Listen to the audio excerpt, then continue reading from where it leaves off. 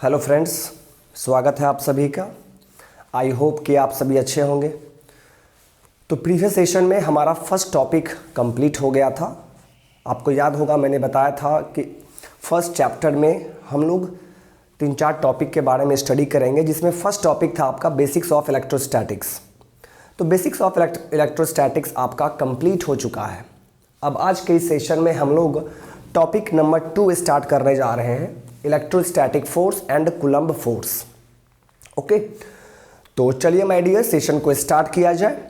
यदि जो भी स्टूडेंट इस चैनल पर न्यू होंगे वो इस चैनल को सब्सक्राइब कर देंगे एंड अपने फ्रेंड्स में शेयर कर देंगे।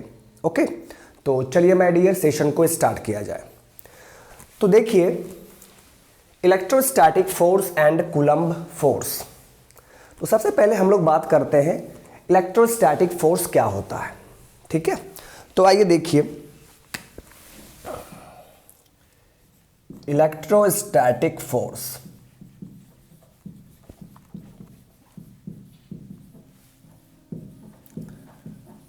तो यहां से देखिए, मैंने आपको बताया था static means rest, electro means charge.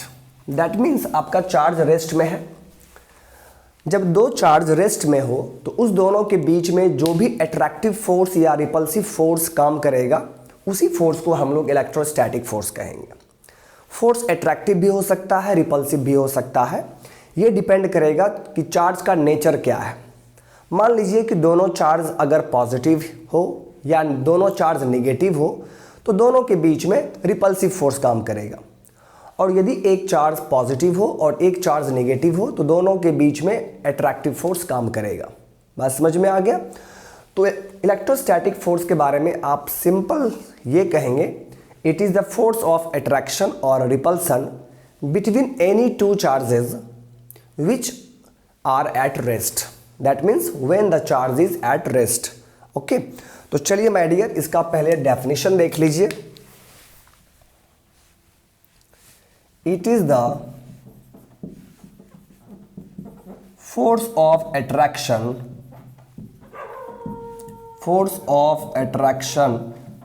or repulsion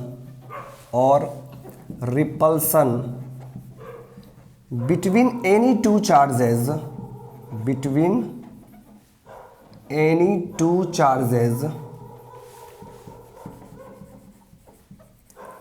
when they are at rest।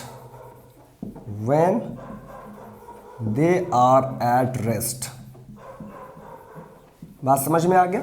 जब चार्ज आपका रेस्ट में हो तो उस दोनों चार्ज के बीच में जो भी अट्रैक्टिव फोर्स या रिपल्सिव फोर्स काम करेगा उसी फोर्स को हम लोग इलेक्ट्रोस्टैटिक फोर्स कहेंगे। For example my dear, for example ये मान लीजिए ये आपका एक चार्ज है और ये आपका दूसरा चार्ज है। ठीक है, तो देखिए दोनों का नेचर क्या है। दोनों का नेचर माय डियर यहाँ पर सेम है, दोनों पॉजिटिव चार्ज है, तो आप जानते हैं कि दोनों के बीच में रिपल्सिव फोर्स काम करेगा। दैट मीन्स ये चार्ज इस चार्ज को रिपेल करेगा, दैट मीन्स इस डायरेक्शन में फोर्स लगाएगा। ये चार्ज इस चार्ज पर इस डायरेक्शन में फोर्स लगाएगा, उसी तरह ये चार्ज भी इस चार्ज पर अपोजिट डायरेक्शन में फोर्स लगाएगा। बात समझ में आ गया? दैट मीन्स ये यहाँ पर रिपल्सन होगा।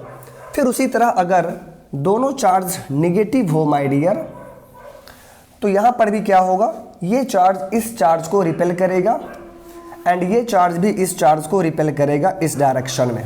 दैट मीन्स फोर्स इस डायरेक्शन में काम करेगा।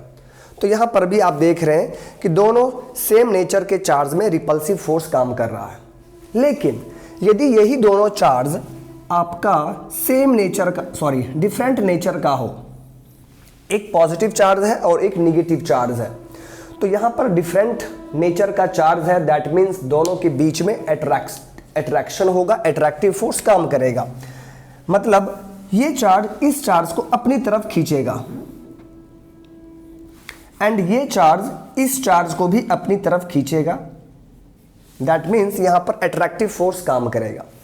तो यही जो फोर्स आप देख पा रहे हैं, इसी फोर्स को हम लोग इलेक्ट्रोस्टैटिक फोर्स कहते हैं। इसी फोर्स को हम लोग सिंपली क्या कहेंगे, इलेक्ट्रोस्टैटिक फोर्स। बात समझ में आ रहा है? चलिए अब यहाँ पर आपके दिमाग में ये सवाल आ रहा होगा कि सर फिर ये कूलम्ब फोर्स क्या है?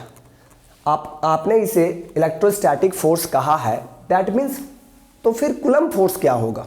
आइए अब हम लोग कूलम्ब फोर्स के बारे में अच्छे से समझते हैं, ठीक है। कूलम्ब फोर्स, देखिए माय डियर, अगर एक्चुअली देखा जाए तो कूलम्ब फोर्स भी इलेक्ट्रोस्टैटिक फोर्स ही है, लेकिन दोनों के बीच में एक स्मॉल डिफरेंस है। यानी यहां पर भी देखिए, यहां पर भी सेम चीज होगा, यहां पर भी दो चार्ज होगा, दोनों चार्ज के बीच में जो अट्रैक्टिव फोर्स काम करेगा या रिपल्सिव फोर्स काम करेगा, उसी फोर्स को हम लोग कूलम्ब फोर्स कहेंगे, मतलब जस्ट लाइक इलेक्ट्रोस्टैटिक फोर्स। लेकिन एक डिफरेंस है, यहां पर देखिए माय डियर, यहां पर आप ध्यान से देखिए, ये दोनों चार्ज कुछ डिस्टेंस पर है, ये दोनों चार्ज कुछ डिस्टेंस पर है, उसी तरह ये दोनों चार्ज के बीच में भी कुछ डिस्टेंस है, एंड यहां पर भी इस दोनों चार्ज के बीच में कुछ डिस्टेंस है, कुछ डिस्टेंस पर वो अपार्ट है। ओके, तो यहां पर फॉर एग्जांपल अगर यहां पर बात किया जाए माय डियर, तो दोनों के बीच का डिस्टेंस, ये डिस्टेंस r है। तो यहां पर देखिए इस दोनों चार्ज के बीच का डिस्टेंस r है, एंड ये जो आपका चार्ज है इसका जो लीनियर डायमेंशन है, लीनियर डायमेंशन फॉर एग्जांपल ये रेडियस, इसका जो लीनियर डायमेंशन है माय डियर, क्या ये इस डिस्टेंस के कंपैरिजन में नेग्लिजिबल है? नहीं माय डियर, ये डिस्टेंस इस डिस्टेंस के कंपैरिजन में नेग्लिजिबल नहीं है। हाँ, कम है बट नेग्लिजिबल नहीं है, दैट मीन्स बहुत ही स्मॉल नहीं है। तो यहां पर इलेक्ट्रोस्टैटिक फोर्स के केस में चार्ज का लीनियर डायमेंशन उस दोनों चार्ज के बीच के डिस्टेंस के सामने नेग्लिजिबल नहीं है, दैट मीन्स इस r से ये उतना ज्यादा भी कम नहीं है जिससे आप इसको नेग्लेक्ट कर सके। सो आप ये कहेंगे कि for electrostatic force the linear dimension of the charge is not very small as compare to the distance between the two charge.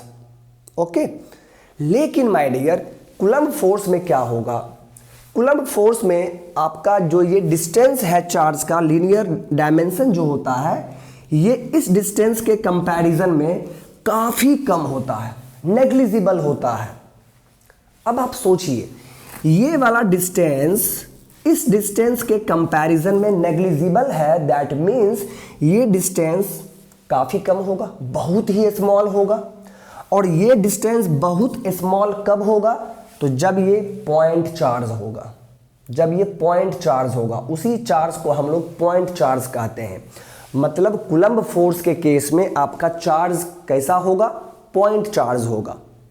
वहां पर उस चार्ज का लीनियर डायमेंशन दो चार्ज के बीच में जो डिस्टेंसेस हैं उसके कंपैरिजन में चार्ज का लीनियर डायमेंशन बहुत ही स्मॉल होगा, तो आप उस डिस्टेंस को नेग्लिजिबल मान सकते हैं, नेग्लेक्ट कर सकते हैं। तो इसीलिए यहां पर चार्ज को हम लोग पॉइंट चार्ज कहते हैं। तो देखिए सब कुछ वही रहेगा, लेकिन यहां पर आपने लिखा है बिटवीन एनी टू चार्जेस, यहां पर क्या हो जाएगा? बिटवीन टू पॉइंट चार्जेस, यहां पर पॉइंट चार्ज हो जाएगा। बात समझ में आ गया? तो यही डिफरेंस है electrostatic force and coulomb force के बीच में। तो आइए मैं इसका पहले डेफिनेशन लिख रहा हूं। It is the force of attraction, it is the force of attraction or repulsion between two point charges, between 2 point charges when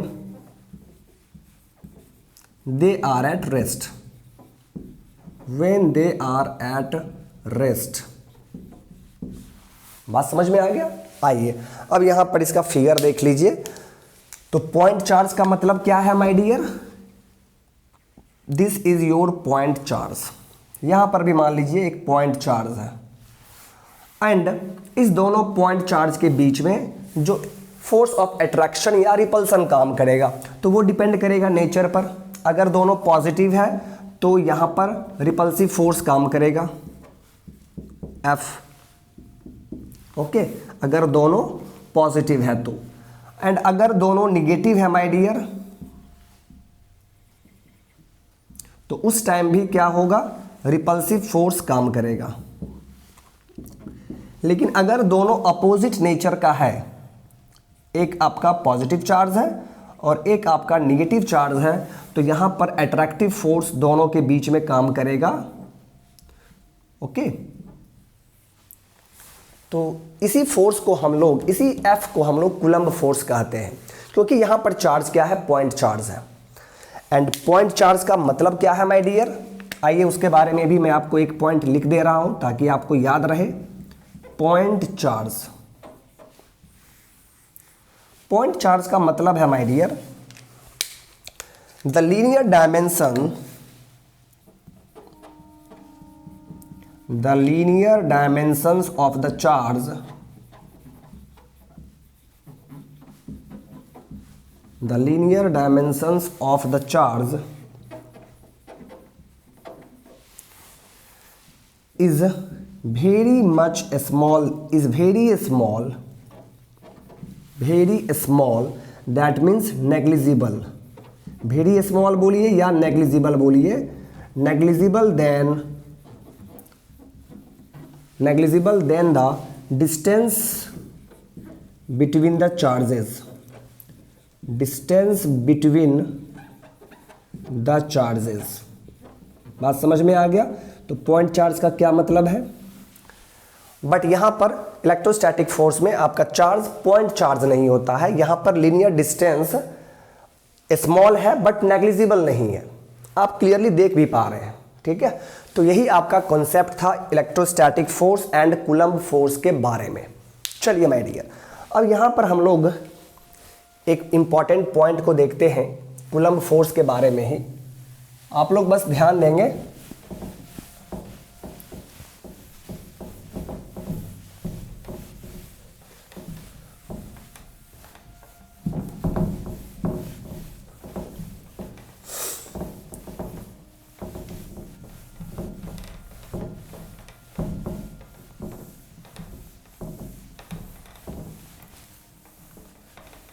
okay, चलिए, जैसा कि आपने देखा है, आपने देखा कूलम्ब फोर्स में चार्ज आपका पॉइंट चार्ज होगा, ओके। तो यहाँ पर जो कूलम्ब फोर्स का वैल्यू होगा, कूलम्ब फोर्स का जो मैग्नीट्यूड होता है माय डियर, कूलम्ब फोर्स का जो मैग्नीट्यूड होगा वो किस पर डिपेंड करेगा, ठीक है। अब सवाल ये आता है, the magnitude of coulomb force depends on which factors, किस फैक्टर्स पर डिपेंड करेगा। तो ये अभी कुछ देर बाद मैं आपको डिराइव करने वाला हूँ, ठीक है, मैं आपको बताने वाला हूँ, वहाँ पर आप देखेंगे एक फॉर्मूला आएगा। लेकिन यहाँ पर आप देख लीजिए उससे पहले, मान लीजिए कि ये आपका फर्स्ट चार्ज है Q1, ये आपका सेकेंड चार्ज है Q2। तो इस फोर्स का जो वैल्यू होगा ये इस चार्ज के मैग्नीट्यूड पर डिपेंड करता है, मैग्नीट्यूड ऑफ चार्ज पर डिपेंड करेगा। बात समझ में आ गया, उसके नेचर पर डिपेंड नहीं करेगा, मैग्नीट्यूड पर डिपेंड करेगा, फर्स्ट पॉइंट। सेकेंड पॉइंट, ये आपका फोर्स, कूलम्ब फोर्स, इस दोनों चार्ज के बीच का जो डिस्टेंस है, जो इसके बीच का डिस्टेंस है my dear, that is R, इस R पर भी डिपेंड करता है, that means the distance between the charge. तो इस डिस्टेंस पर भी आपका F डिपेंड करेगा। तो दो फैक्टर हो गया, first factor magnitude of charge पे डिपेंड करेगा and second factor is distance between the charge पे डिपेंड करेगा। एक और फैक्टर है नेचर ऑफ द मीडियम, यहां पर कौन सा मीडियम प्रेजेंट है, बात समझ में आ रहा है, एयर है या दूसरा कोई मीडियम है, ठीक है। तो कौन सा मीडियम यहां पर अवेलेबल है, उस मीडियम पर भी ये फोर्स डिपेंड करेगा, बात समझ में आ गया। तो कूलम्ब फोर्स बेसिकली तीन फैक्टर पर डिपेंड करता है। तो आइए हम लोग यहां पर देखते हैं माय डियर, ध्यान देंगे आप लोग। Coulomb force depends on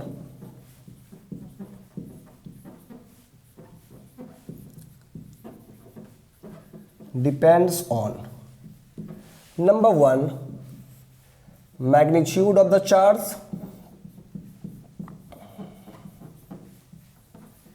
magnitude of the charge,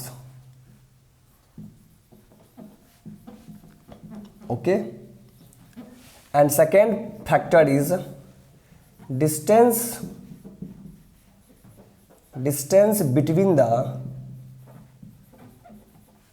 charges और distance between the two charge, दोनों चार्ज के बीच के डिस्टेंस पर भी डिपेंड करता है। And third factor is nature of medium, nature of medium पर भी डिपेंड करेगा। लेकिन ये कूलम्ब फोर्स इस चार्ज के नेचर से इंडिपेंडेंट होता है, नेचर पर डिपेंड नहीं करता है। मतलब पॉजिटिव है या निगेटिव है इससे उसको मतलब नहीं है, सिर्फ उसके मैग्नीट्यूड से मतलब है। तो इसलिए मैंने यहां पे लिखा है magnitude of the two charge, लेकिन इसको नेचर से ये इंडिपेंडेंट है। That means Coulomb force is independent of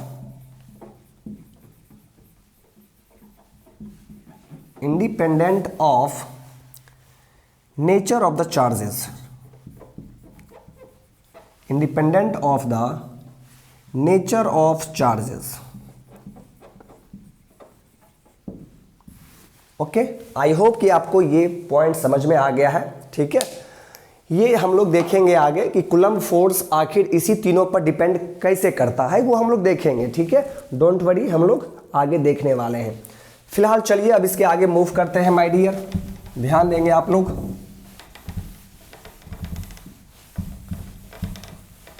चलिए मैं अब आपको एक क्वेश्चन दे रहा हूं, ठीक है। देखिए इस क्वेश्चन से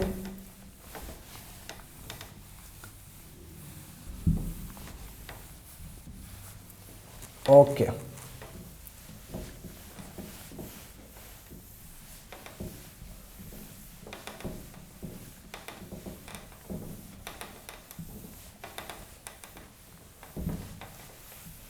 चलिए आपका क्वेश्चन है Coulomb force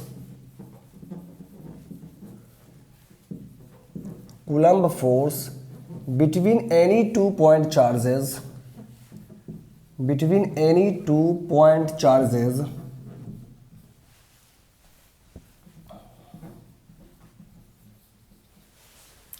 is found to be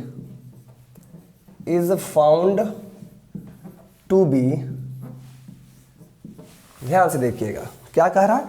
coulomb force between any two point charges is found to be F1 if both the charge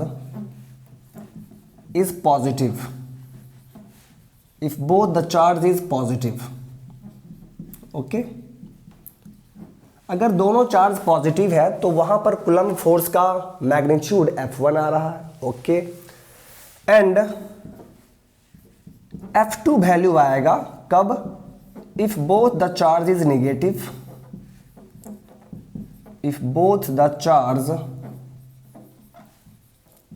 negative, अगर दोनों चार्ज नेगेटिव हो तो उस टाइम कूलम्ब फोर्स का जो वैल्यू आता है उसे आप मान लीजिए F2, okay. And coulomb force का वैल्यू F3 आ रहा है if one charge is positive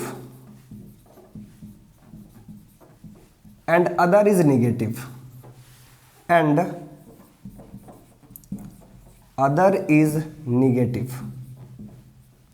और यदि एक चार्ज पॉजिटिव हो और दूसरा नेगेटिव हो तो उस टाइम कूलम्ब फोर्स का वैल्यू F3 आ रहा है, ठीक है। तो आपसे पूछा जा रहा है choose the correct relation,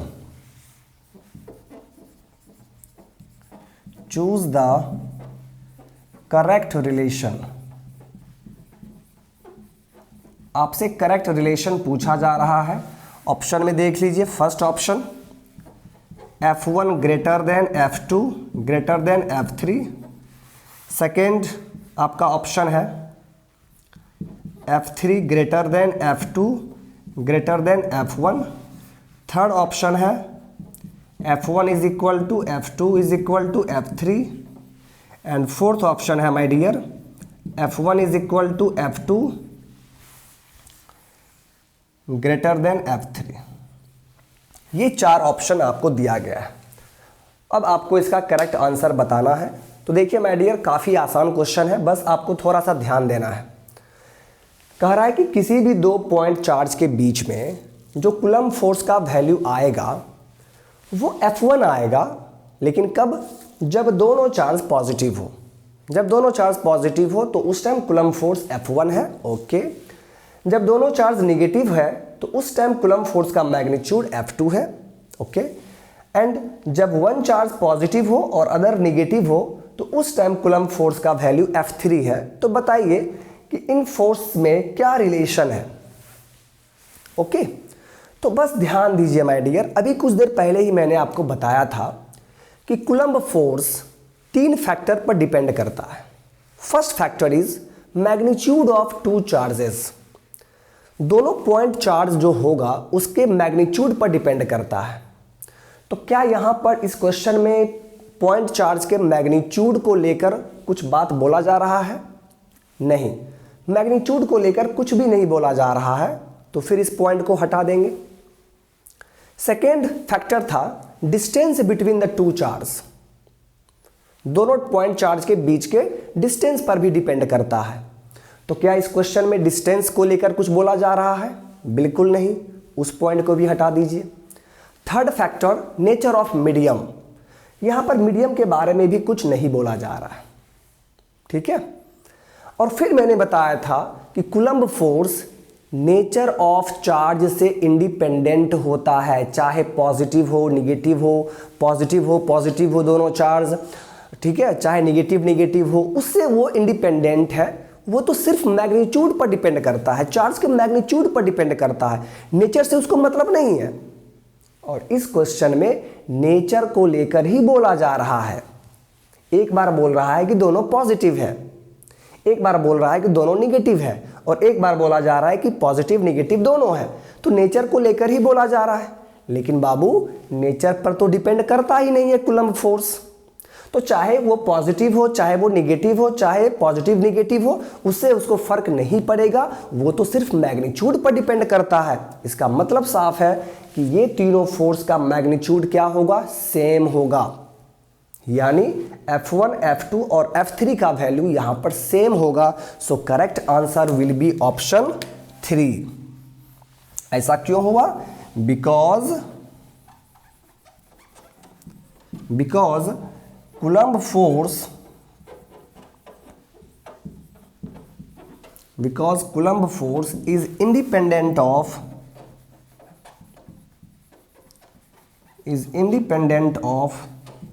nature of charge, nature of point charge।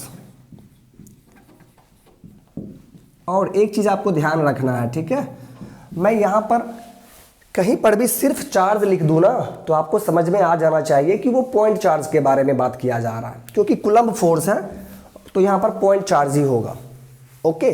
तो आई होप कि आपको ये समझ में आ चुका है। चलिए अब इसके आगे हम लोग बात करते हैं माय डियर, प्लीज आप लोग ध्यान देंगे। अब हमारा हेडिंग होगा कूलम्ब्स लॉ ऑफ इलेक्ट्रोस्टैटिक्स। हमने कूलम्ब फोर्स के बारे में बात किया है, अब इसको चलिए थोड़ा सा विस्तार में देखते हैं, ठीक है। So our heading is Coulomb's law of electrostatic.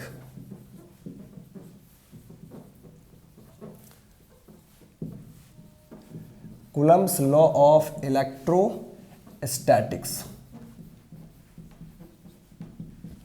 तो देखिए my dear, Coulomb's law of electrostatics क्या है, इस चीज़ को थोड़ा सा समझते हैं, ठीक है, ध्यान देंगे आप लोग। यहाँ पर देखिए, इलेक्ट्रोस्टैटिक मतलब चार्ज रेस्ट में है, तो जब चार्ज रेस्ट में हो तो वहाँ पर कूलम्ब्स लॉ का क्या कहना है, ये हम लोग यहाँ पर देखने जा रहे हैं।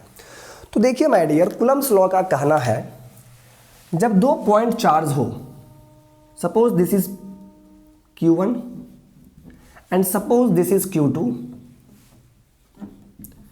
और ये दोनों चार्ज के बीच का डिस्टेंस माय डियर, दोनों चार्ज के बीच का डिस्टेंस r है, ठीक है। तो फिर यहां पर जैसा कि आप जानते हैं कि यहां पर आपका रिपल्सिव फोर्स और अट्रैक्टिव फोर्स काम करेगा। बात समझ में आ रहा है? वो डिपेंड करेगा उसके नेचर पर, चार्ज के नेचर पर। अब यहां पर देखिए, तो इसका मतलब है कि इस दोनों चार्ज के बीच में एक फोर्स काम करता है। ये फोर्स आपका अट्रैक्टिव भी हो सकता है, रिपल्सिव भी हो सकता है। ये फोर्स अट्रैक्टिव भी हो सकता है या रिपल्सिव भी हो सकता है माय डियर। तो कूलम्ब्स लॉ का कहना है कि किसी भी 2 पॉइंट चार्ज के बीच में जो अट्रैक्टिव या रिपल्सिव फोर्स काम करेगा वो डिपेंड करता है product of magnitude of both charge, मतलब दोनों चार्ज के मैग्नीट्यूड को जब आप प्रोडक्ट करेंगे उस पर डिपेंड करता है, and inversely proportional to the square of distance between them, मतलब डिस्टेंस पर भी डिपेंड करता है, ठीक है। जैसा कि आपने देखा था वहां पर Coulomb force depends on magnitude of the charge and distance between the charge. तो कूलम्ब्स लॉ का कहना है कि किसी भी 2 पॉइंट चार्ज के बीच में जो अट्रैक्टिव या रिपल्सिव फोर्स काम करेगा ये डायरेक्टली प्रोपोर्शनल होता है to the product of magnitude of charge and inversely proportional to the square of distance between them. बात समझ में आ गया? तो यही है आपका कूलम्ब्स लॉ ऑफ इलेक्ट्रोस्टैटिक्स। आइए इसका स्टेटमेंट यहां पर लिखते हैं।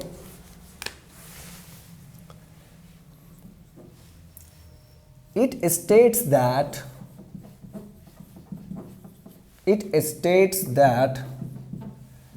the force of attraction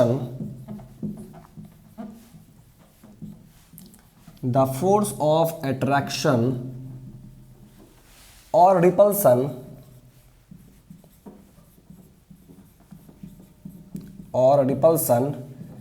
between 2 point charge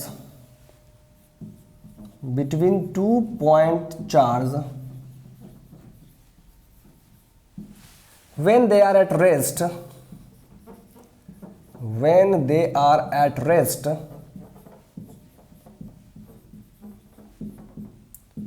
is directly proportional to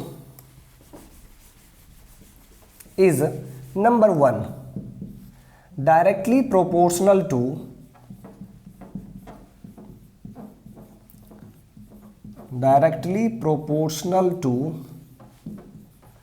product of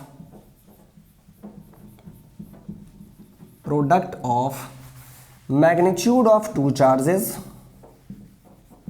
magnitude of point charges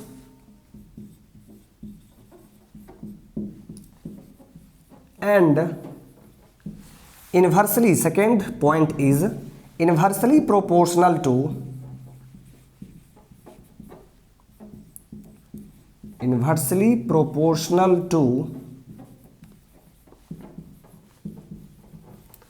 the square of distance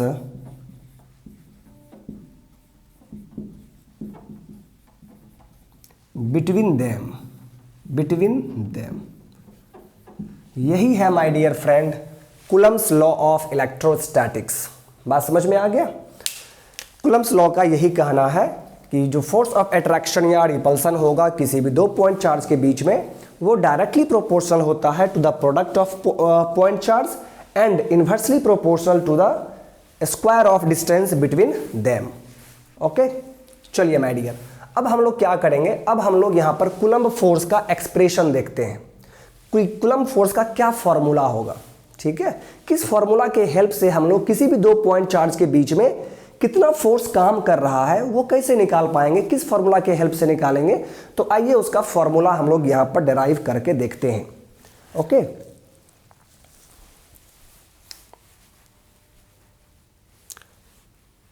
okay चलिए, अब हमारा हेडिंग होगा expression for Coulomb force. Okay चलिए my dear,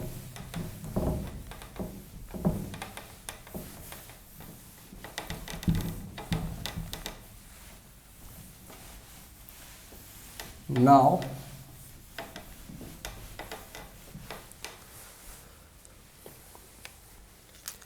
expression for Coulomb force.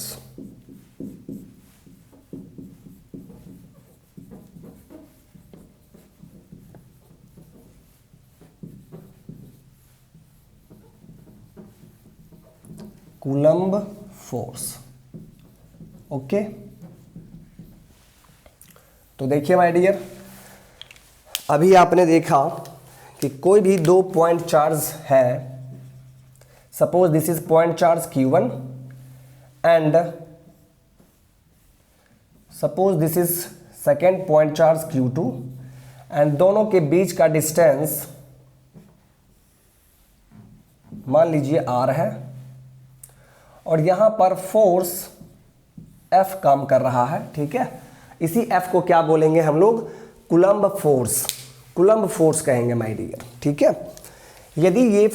यदि देखिए, यदि ये positive charge है और ये निगेटिव चार्ज है तो आप जानते हैं कि दोनों में अट्रैक्टिव फोर्स होगा। दैट मीन्स ये पॉजिटिव चार्ज इस निगेटिव चार्ज को अपनी तरफ अट्रैक्ट करेगा, उसी तरह ये निगेटिव चार्ज इस पॉजिटिव चार्ज को अपनी तरफ अट्रैक्ट करेगा,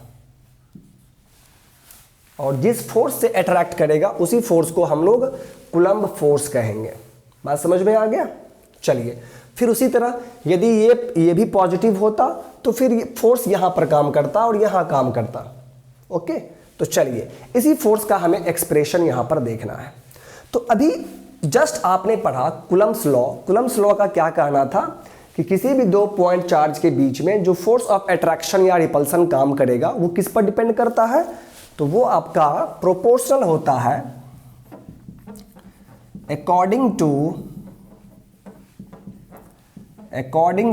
Coulomb's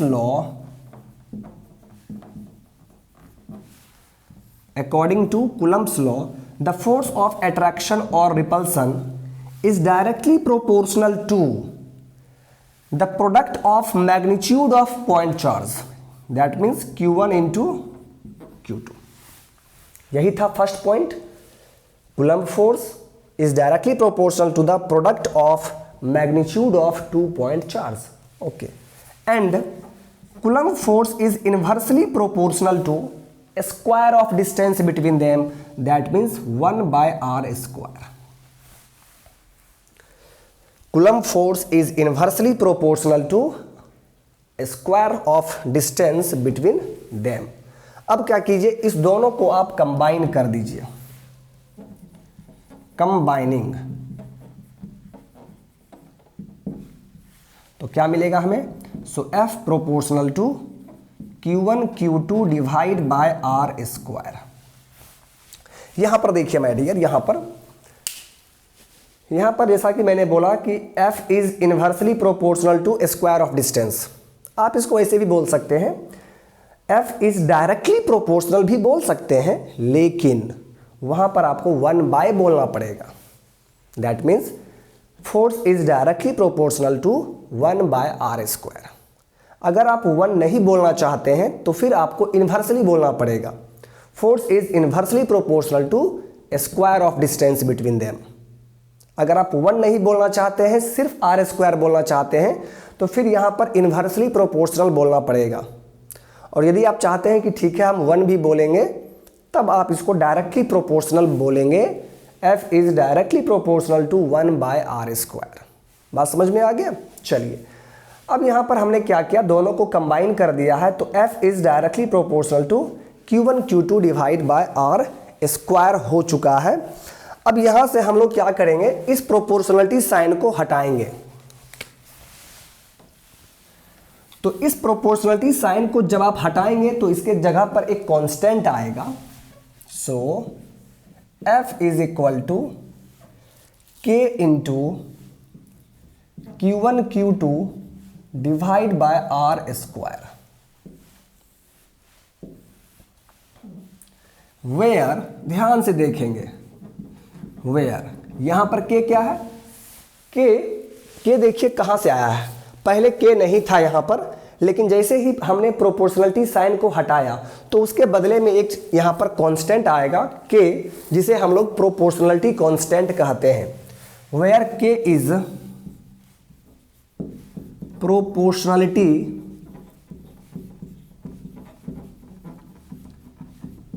कांस्टेंट नोन एज, आप इसे इलेक्ट्रोस्टैटिक फोर्स कांस्टेंट भी बोल सकते हैं। Electrostatic force constant known as electrostatic force constant. बात समझ में आ रहा है? जहां पर K क्या है, प्रोपोर्शनलिटी कांस्टेंट, और इसका नाम क्या है, इलेक्ट्रोस्टैटिक फोर्स कांस्टेंट। और इस K का वैल्यू माय डियर फ्रेंड, इस K का वैल्यू आप कैसे डिसाइड करेंगे, कैसे निकालेंगे, तो वो एक फॉर्मूला है K is equal to 4 pi epsilon naught होता है। K is equal to 1/4 pi epsilon naught होता है। तो ये चीज आप ध्यान में रखेंगे माय डियर। अब यहां पर आप देख रहे हैं एप्सिलॉन नॉट देख रहे हैं, ठीक है, एप्सिलॉन नॉट ये क्या है, तो ये भी एक प्रोपोर्शनलिटी कांस्टेंट है। Where epsilon naught is also a proportionality constant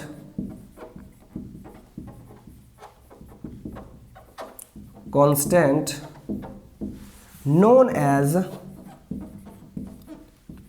permittivity of air और फ्री स्पेस। एयर बोलिए और फ्री स्पेस बोलिए या वैक्यूम बोल दीजिए, ठीक है। इसे हम लोग क्या बोलते हैं, परमिटिविटी ऑफ एयर और फ्री स्पेस।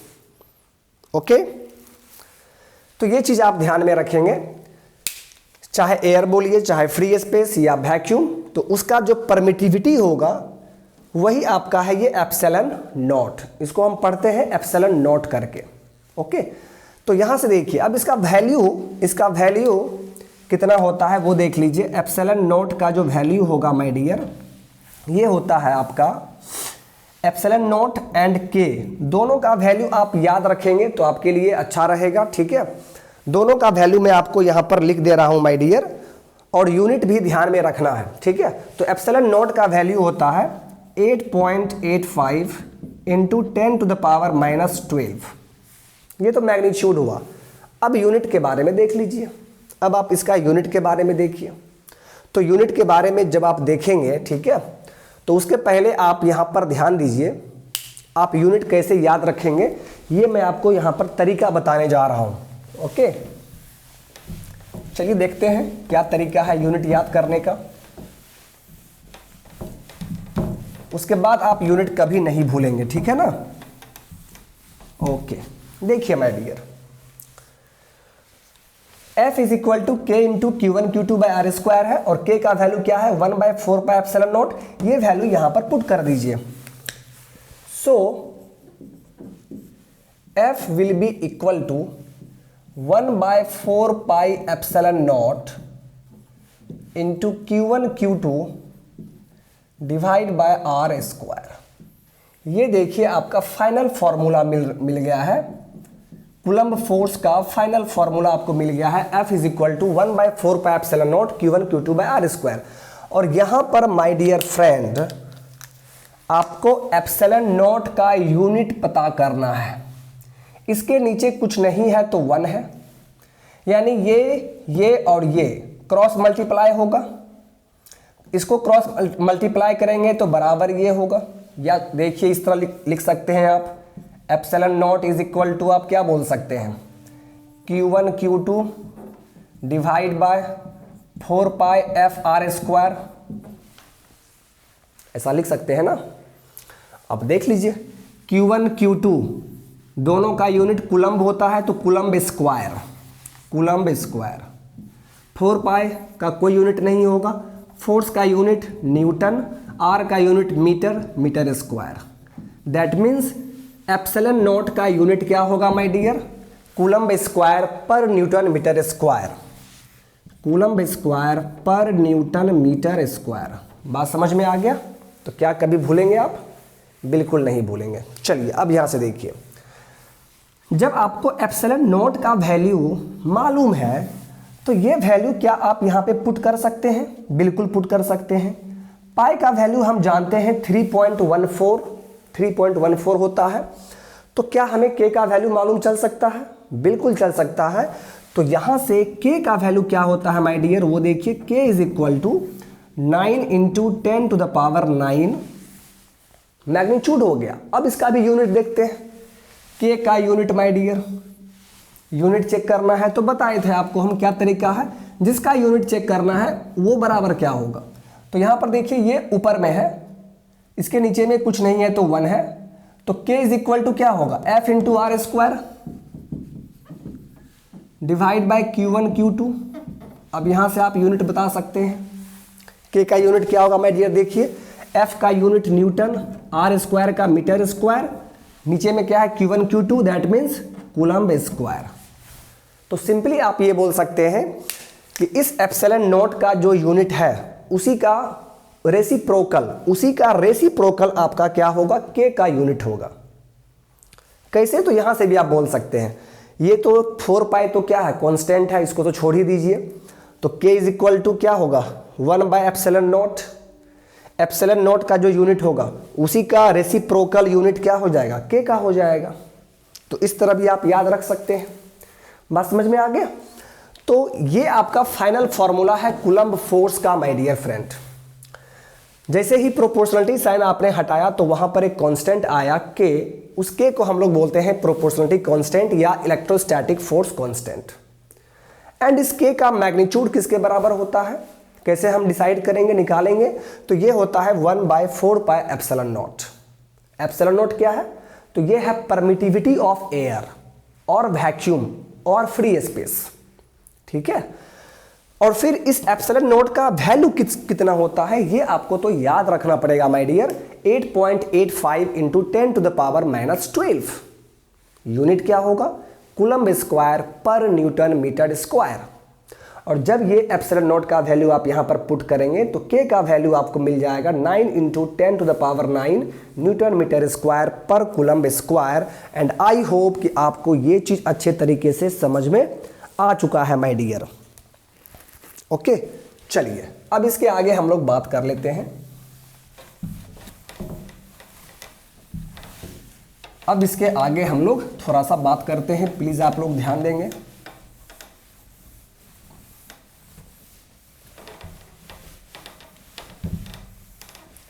मान लीजिए अभी आपने यहां पर क्या देखा कि मीडियम आपका क्या है, एयर।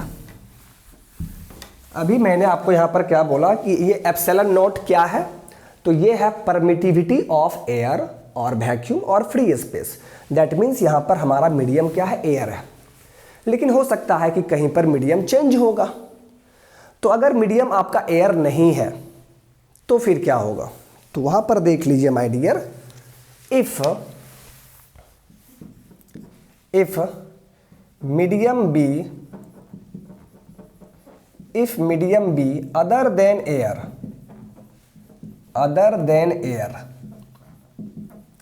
then तो उस टाइम एप्सिलॉन नॉट यहां पर पुट नहीं होगा। क्यों? क्योंकि मीडियम तो एयर है नहीं। तो फिर एयर का परमिटिविटी आप यहां पर क्यों पुट करेंगे, तो आप नहीं पुट करेंगे। तो उस टाइम कूलम्ब फोर्स का फॉर्मूला आप क्या लिखेंगे, 1/4 पाई एप्सिलॉन। उस टाइम सिर्फ एप्सिलॉन लिखेंगे, एप्सिलॉन नॉट हो जाएगा तो वो हो जाएगा एयर का परमिटिविटी। बट अगर कोई दूसरा मीडियम है एयर को छोड़ के, तो उस टाइम उस मीडियम का जो परमिटिविटी होगा उसे हम एप्सिलॉन से डिनोट करेंगे, into Q1 Q2 divide by R square. और यहां पर माय डियर फ्रेंड एप्सिलॉन क्या है? So this is permittivity of the medium, permittivity of the medium.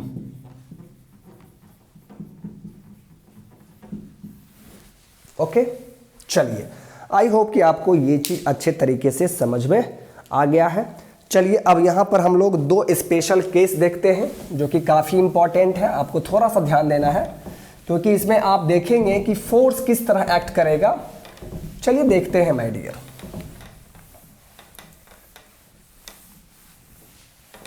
Okay, चलिए, तो माय डियर फ्रेंड अभी आपने क्या पढ़ा? कूलम्ब फोर्स का फॉर्मूला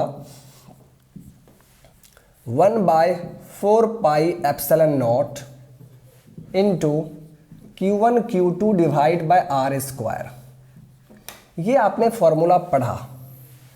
तो यहां पर देखिए दो स्पेशल केस पॉसिबल है, दो स्पेशल केस यहां पर पॉसिबल है। तो special case 1,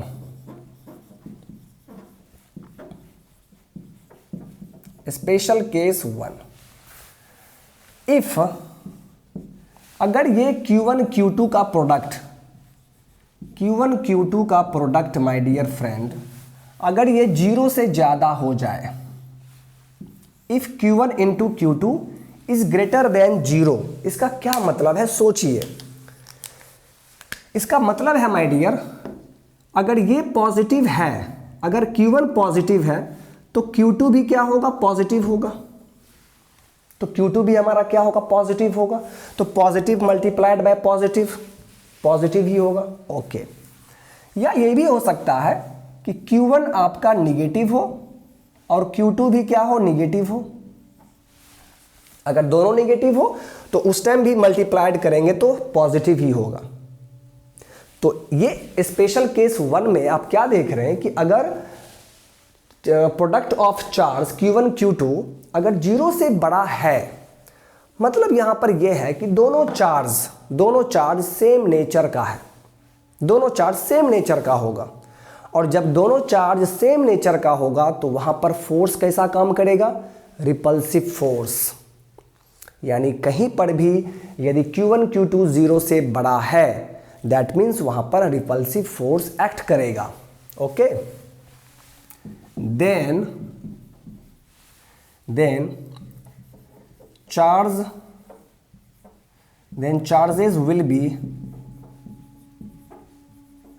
of same nature and force will be repulsive। और फोर्स कैसा होगा my dear? will be repulsive। बात समझ में आ गया? चलिए अब इसका फिगर देखते हैं, इसका फिगर देख के समझने की कोशिश करते हैं। ध्यान से देखेंगे।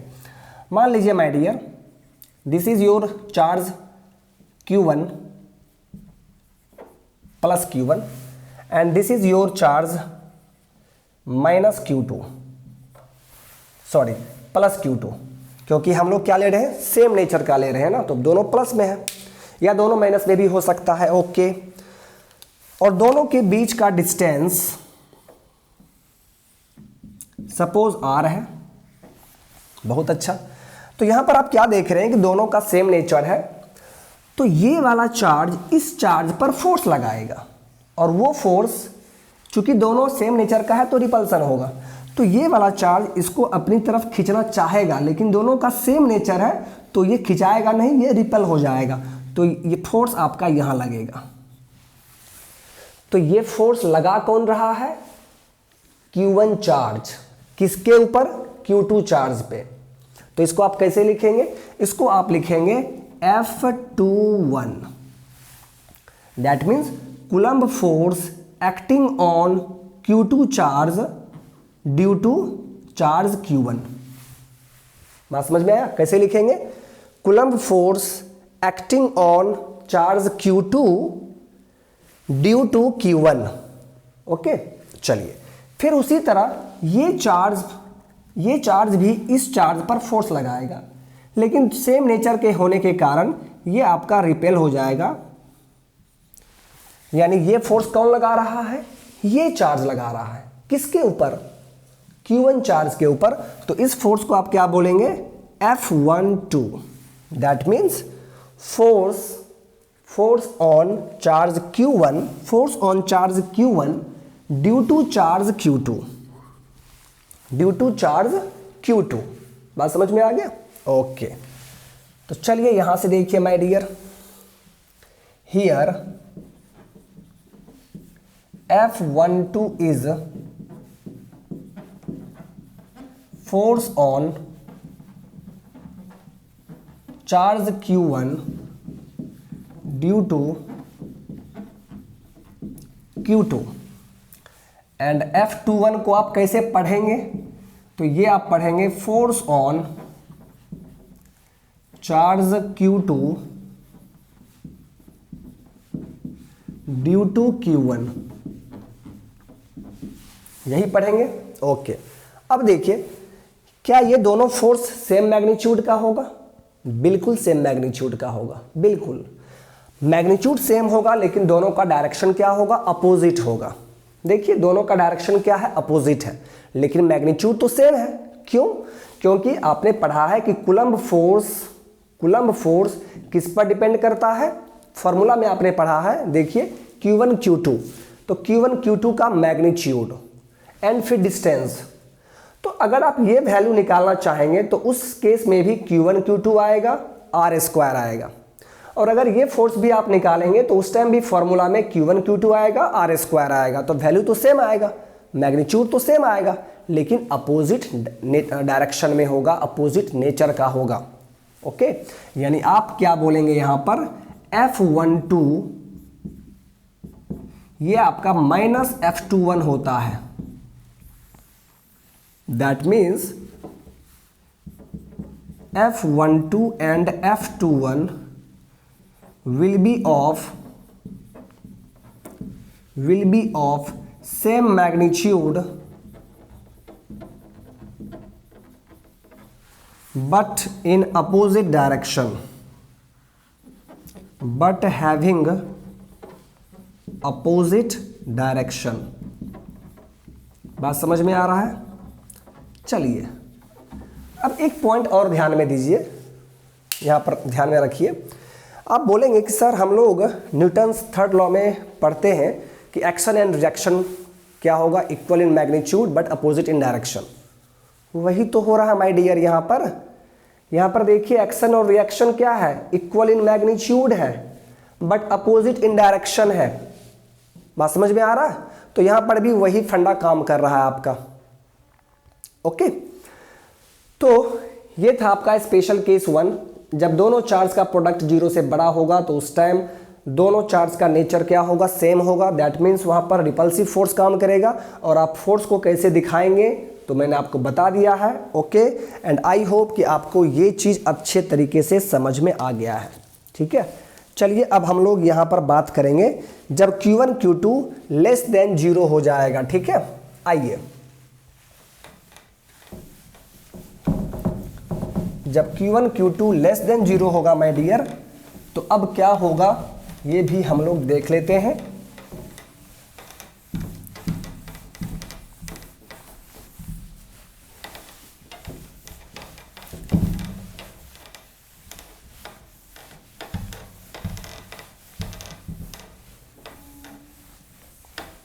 Okay, now special case 2। if Q1 Q2 less than 0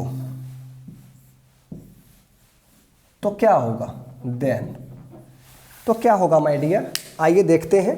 अगर Q1 Q2 लेस देन 0 है, इसका साफ मतलब है कि अगर ये पॉजिटिव है तो ऑब्वियस सी बात है कि इसको निगेटिव होना पड़ेगा, तभी आपका पॉजिटिव निगेटिव मल्टीप्लाई होकर निगेटिव होगा। दैट मीन्स 0 से कम होगा। मतलब यहां पर कोई भी एक चार्ज, यहां पर दोनों चार्ज अपोजिट नेचर का होना चाहिए।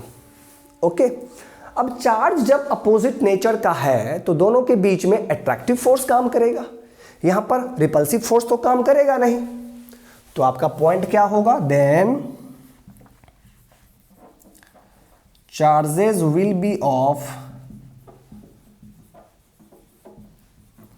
opposite nature and force will be attractive। फोर्स कैसा होगा जी, अट्रैक्टिव फोर्स होगा। चलिए अब इसका फिगर भी देख लेते हैं, इसका फिगर भी माय डियर देख लेते हैं। ये आपका पॉइंट चार्ज प्लस Q1 और ये आपका पॉइंट चार्ज माइनस Q2, दोनों के बीच का डिस्टेंस माय डियर R है। ओके, देखिए दोनों का नेचर क्या है, अपोजिट नेचर है, प्लस माइनस। तो फिर यहां पर भी वही चीज होगा, ये पॉइंट चार्ज इस पॉइंट चार्ज पर फोर्स लगाएगा, और चूंकि अपोजिट नेचर का है तो फोर्स लगाने का मतलब क्या है कि इसको अपनी तरफ खींच लेगा। तो देखिए किस फोर्स से खींच रहा है, तो इस फोर्स से खींच रहा है, और ये फोर्स लगा कौन रहा है, ये किसके ऊपर, सेकेंड वाले पे, यानी F21, force acting on Q2 due to Q1। Okay, फिर उसी तरह ये चार्ज भी इस चार्ज पर फोर्स लगाएगा, और चूंकि अपोजिट नेचर का चार्ज है तो इसको अपनी तरफ अट्रैक्ट करेगा। तो किस फोर्स से अट्रैक्ट करेगा, तो उसको आप कैसे लिखेंगे, F किस पर लग रहा है, 1 पर, किसके कारण, 2 के कारण, सो F12। फिर यहां पर भी देखिए इस F12 और F21 का मैग्नीट्यूड क्या होगा, सेम होगा माय डियर, क्योंकि वो तो डिपेंड करता है सिर्फ इसके मैग्नीट्यूड पे एंड डिस्टेंस पे, तो वैल्यू तो सेम आएगा, लेकिन ये अपोजिट डायरेक्शन में है। ये F12 इस डायरेक्शन में जा रहा है और F21 इस डायरेक्शन में जा रहा है, तो भले ही सेम मैग्नीट्यूड का है लेकिन अपोजिट डायरेक्शन में काम कर रहा है। ठीक है, तो यहां पर आप क्या लिखेंगे, यहां पर भी देखिए सेम चीज, F12 एंड F21 ये दोनों आपस में क्या होगा, बराबर होगा, लेकिन अपोजिट डायरेक्शन में है, तो यहां पर क्या होगा, माइनस साइन लगा रहेगा। Okay, F12 and F21 will be of same magnitude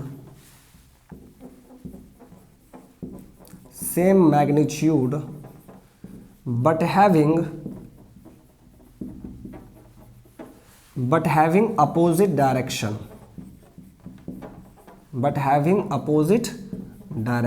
बात समझ में आ गया जी। चलिए अब इसके आगे हम लोग मूव करते हैं। अब हम लोग नेचर ऑफ कूलम्ब्स फोर्स के बारे में बात करेंगे। तो आइए माय डियर देख लेते हैं नेचर ऑफ कूलम्ब्स फोर्स। बस आप लोग ध्यान देंगे, ठीक है। कूलम्ब्स फोर्स का क्या क्या नेचर होता है ये हम लोग अब यहाँ पर देखने वाले हैं।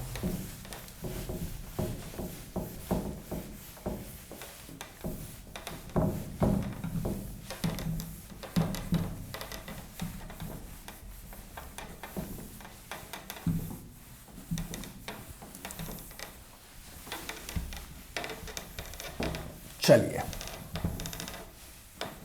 आई होप कि आपको ये सभी पॉइंट अच्छे तरीके से समझ में आ गया है। चलिए इसके आगे मूव किया जाए। ध्यान देंगे, nature of Coulomb's force.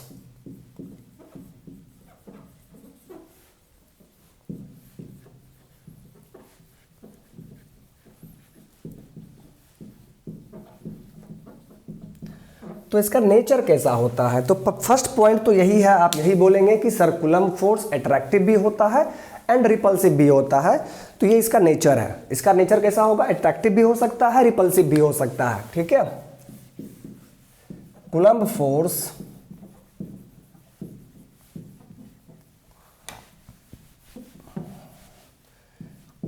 Force can be attractive और रिपल्सिव। कैन बी अट्रैक्टिव और repulsive.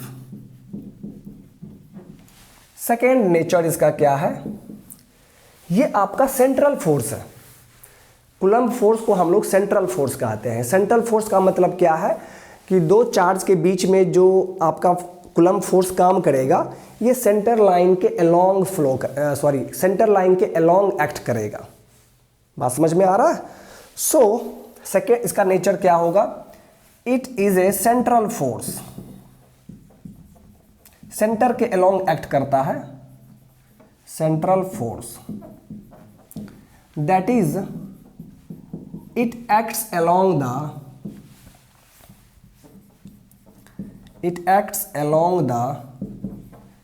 center of point charges, center of point charges। बात समझ में आ गया? चलिए अब इस चीज को समझते हैं, ठीक है।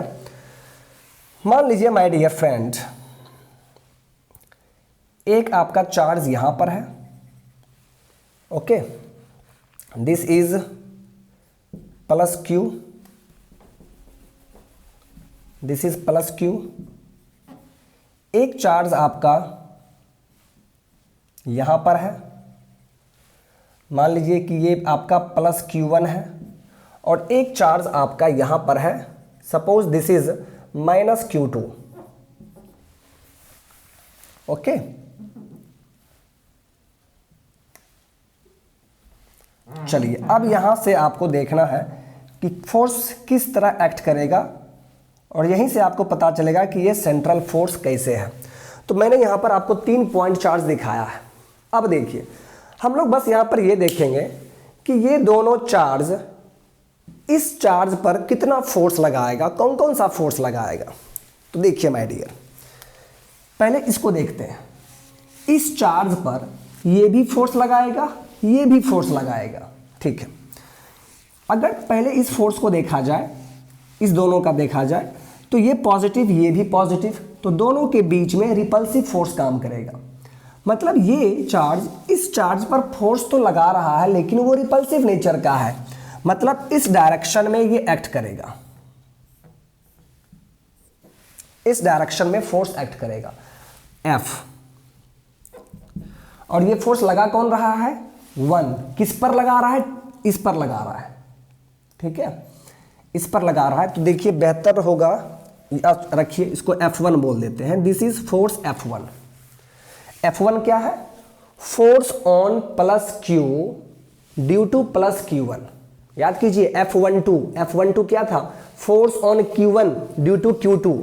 उसी तरह प्लस F1 क्या है, force on plus Q due to plus Q1, ठीक है। अब देखिए ये भी तो फोर्स इस पर लगाएगा, बट दोनों का नेचर देखिए अपोजिट नेचर का है। तो ये चार्ज इस चार्ज को अपनी तरफ खींचेगा। दैट मीन्स देखिए यहां पर एक फोर्स लग रहा है। Suppose this is F2, suppose this is F2, यानी ये F2 फोर्स क्या है, तो ये है force on plus Q due to minus Q2। इस माइनस Q2 के द्वारा इस प्लस Q पे जो फोर्स लगाया जा रहा है वही है आपका F2, और ये इस डायरेक्शन में काम करेगा। चलिए ये तो हो गया। अब यहां पर समझिए कि ये कूलम्ब फोर्स सेंट्रल फोर्स कैसे है। ध्यान से देखिए, ये फोर्स इसके द्वारा लग रहा है, तो ये पॉइंट चार्ज, इसका सेंटर लाइन ये है, और देखिए ये फोर्स इसी सेंटर लाइन के अलोंग एक्ट कर रहा है, तो सेंट्रल फोर्स हुआ, ओके। फिर यहां पर देखिए ये फोर्स इसके द्वारा लगाया जा रहा है, तो ये फोर्स भी देखिए इस दोनों पॉइंट चार्ज के सेंटर लाइन के अलोंग आपका एक्ट कर रहा है, तो क्या होगा, सेंट्रल फोर्स। तो वही पॉइंट मैंने यहां पर लिखा है, it is a central force. I hope कि आपको ये दोनों पॉइंट अच्छे तरीके से समझ में आ गया होगा।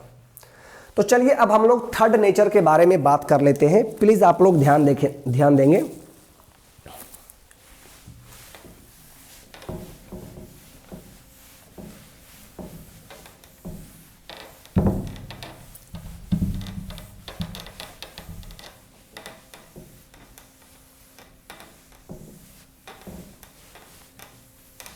ओके, चलिए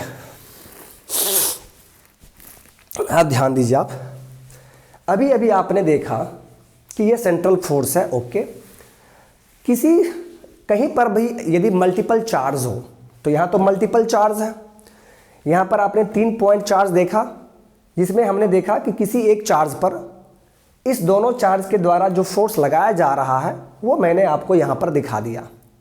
अब मैं यदि आपसे पूछूं कि बाबू इस प्लस क्यू चार्ज के ऊपर नेट फोर्स कितना लग रहा है, नेट फोर्स कितना लग रहा है, तो क्या आप बता पाएंगे? अभी आप नहीं बता पाएंगे। क्यों? क्योंकि आपको ये पता है अभी फिलहाल कि इस प्लस क्यूब चार्ज पे 2 फोर्स लग रहा है। एक फोर्स लग रहा है इसके द्वारा, एक फोर्स लग रहा है इसके द्वारा। तो नेट फोर्स हम कैसे निकालेंगे? तो नेट फोर्स हम लोग कैसे निकालेंगे? तो यहां पर आपको प्रिंसिपल ऑफ सुपरपोजिशन आपको यूज करना होगा। ठीक है, मतलब इस दोनों फोर्स का जो वेक्टर सम होगा, वेक्टर सम जो होगा वही आपका रिजल्टेंट फोर्स होगा इस प्लस क्यू चार्ज के ऊपर। हमें तो रिजल्टेंट से मतलब है ना, मल्टीपल चार्ज के द्वारा किसी एक चार्ज पर जो फोर्स लगाया जाएगा, ठीक है, तो हमें तो रिजल्टेंट फोर्स चाहिए, ये दोनों फोर्स हमें नहीं चाहिए। ठीक है, इस दोनों फोर्स का सेपरेट वैल्यू हमें नहीं चाहिए, हमें चाहिए रिजल्टेंट वैल्यू, इस पर टोटल फोर्स कितना काम कर रहा है। तो वो हम कैसे निकालेंगे? तो इस दोनों फोर्स के वेक्टर सम से निकालेंगे। मतलब यहां पर प्रिंसिपल ऑफ सुपरपोजिशन फॉलो होगा। बात समझ में आ रहा है? तो आइए देखिए, जो थर्ड नेचर होगा my dear, third nature Coulomb force का third nature, it follows the principle of, it follows the principle of superposition। Superposition इसका मतलब क्या है वो देखिए, that is resultant force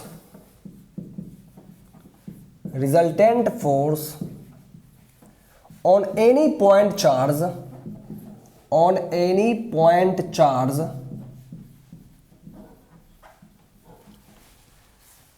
due to multiple charges will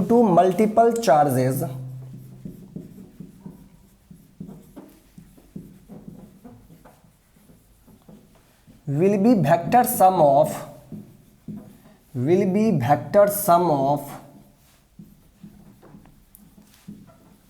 forces, will be vector sum of forces। तो आपको vector sum निकालना पड़ेगा। वेक्टर सम के द्वारा आप रिजल्टेंट फोर्स निकाल सकते हैं। ओके, चलिए अब वेक्टर सम कैसे करेंगे तो आप जानते हैं, यहां से देख लीजिए, यहां से हम लोग इसका वेक्टर सम कर लेंगे, रिजल्टेंट आसानी से हम लोग निकाल लेंगे। ये इसका रिजल्टेंट हो जाएगा my dear, this is F. और ये देखिए दोनों ही फोर्स के बीच का एंगल कितना है, थीटा। दोनों ही फोर्स के बीच का एंगल क्या है माय डियर, थीटा है। तो आइए देखते हैं, here theta is angle between F1 and F2।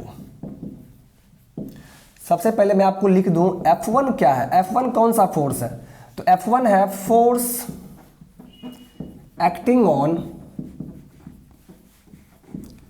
Plus Q charge due to plus Q1। Okay, उसी तरह F2 फोर्स को आप क्या कहेंगे, फोर्स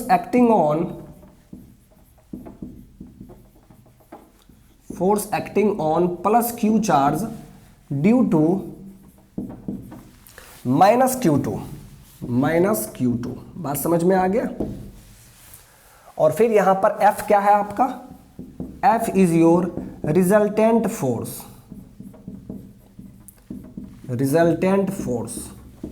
तो ये रिजल्टेंट फोर्स आप कैसे कैलकुलेट करेंगे, तो मैंने आपको बताया है vector sum of two forces, जितने भी फोर्सेज वहां पे होंगे, तो आपका यहां से F will be equal to vector sum of force sorry F1 plus F2।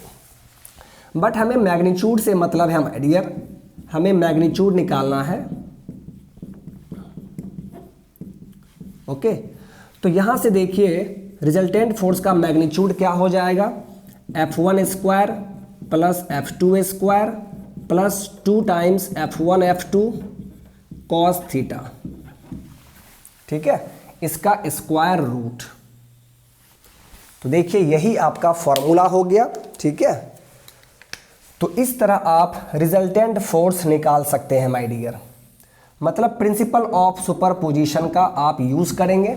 ठीक है, कहीं पर भी यदि मल्टीपल चार्ज के द्वारा किसी एक सिंगल चार्ज पर फोर्स लग रहा है तो वहां पर आपको नेट चार्ज निकालना होगा, रिजल्टेंट चार्ज निकालना होगा, सॉरी नेट फोर्स निकालना होगा, या आप उसे रिजल्टेंट फोर्स बोलेंगे। तो वो हम कैसे निकालेंगे, तो प्रिंसिपल ऑफ सुपरपोजिशन का यूज करके हम आसानी से निकाल सकते हैं। बात समझ में आ गया। तो चलिए माय डियर, आई होप कि आपको ये सब कुछ अच्छे तरीके से समझ में आ गया होगा। तो चलिए आज के इस सेशन को हम लोग यहीं पर स्टॉप करते हैं, इसके आगे हम लोग फिर नेक्स्ट सेशन में देखेंगे। ओके, और एक बार मैं आपको फिर से बता दूं, जो स्टूडेंट भी इस चैनल पर न्यू हैं और यदि उनको सेशन अच्छा लग रहा हो तो प्लीज़ आप चैनल को सब्सक्राइब कर देंगे एंड अपने फ्रेंड्स में शेयर कर देंगे। ओके, तो चलिए माय डियर, आज के लिए बस इतना ही, मिलते हैं फिर नेक्स्ट सेशन में। So thank you, bye bye.